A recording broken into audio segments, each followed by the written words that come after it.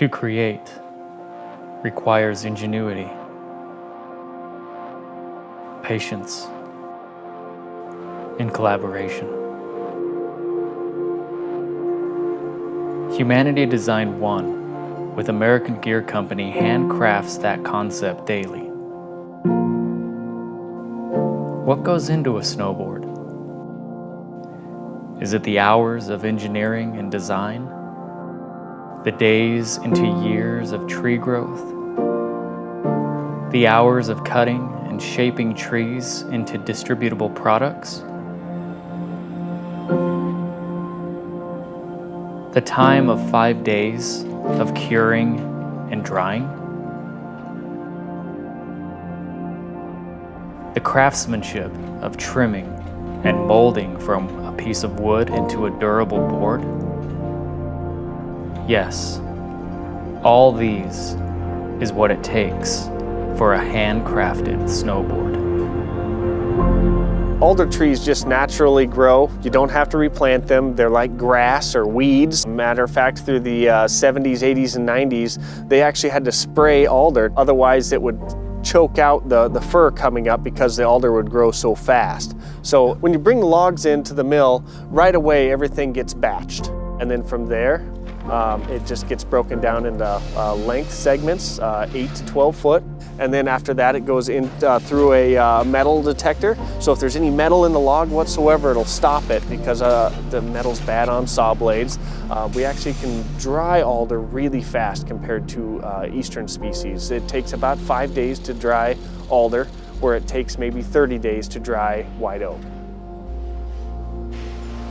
Then it gets stacked and sorted and then banded and sprayed and basically then just warehoused until the semi comes and picks it up. We then shipped out to American Gear Company. We've always focused on building a good product, delivering it on time, and we'll do whatever we need to do to make that happen for our clients. We get it, we understand what is required, we understand what is needed. We wanted it to be this really community-based brand. Well, we found that our community is really small. But that community is awesome. The dudes that mill are awesome. The people that deliver our machinery are awesome. It's a very small community. I'm Dave Rosso. I work for Reichman Machinery.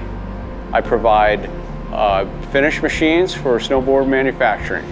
I hooked up with American Gear Company, Humanity Snowboards, when they had a void of not having some high quality machines for finish. They've been a great customer of mine, and over the years as they've grown, they've needed more machines. So we've upgraded to some more productive machines. We just have a good solid working relationship with manufacturers the size of this business and even large ones. The relationships of just being on time, being ethical, solid workmanship, has kept us all in business in this, pretty challenging industry. The wood's growing in the Pacific Northwest. It's milled up there. Port Angeles mills it, and then it goes to Sierra Lumber, which we buy our raw lumber for. It's blocked up here and built into a snowboard core, then sold everywhere as a snowboard, and some of the scraps go to a local toy builder. My name is Bunny. And my sister and I decided we wanted to come up with a project that was helpful and kind of gave back to the community. We wanted to try and make some toys for kids and different charities and things, and we kind of actually learned on our own.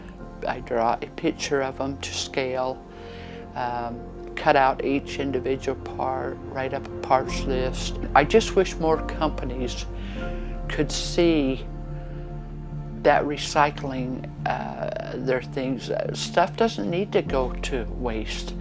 It can be very helpful, and this spreads fun, a little bit of frustration, but it spreads fun to a lot of families and people that need it. And I'm often asked, well, what about the pay? The pay, oh, the look on those kids' face, fantastic. we took a little ferry boat over to a friend of ours. Her little boy is just into ferry boats, and his eyes were like, whoa, wait till my friends see this. To us, that was all the payback we needed. It was fantastic. But it couldn't be done without helpful people like American Gear, and it's so appreciated. Well, we do things a little differently than most factories here in that we don't have stations per se. We have what you call cycles. So every 3 days, every craftsman builds a board. So the first day he assembles the bases and the parts, builds the cores and does the graphics. The next day he laminates all the parts together. And then the third day he finishes boxes and ships. And then he starts the cycle all over again.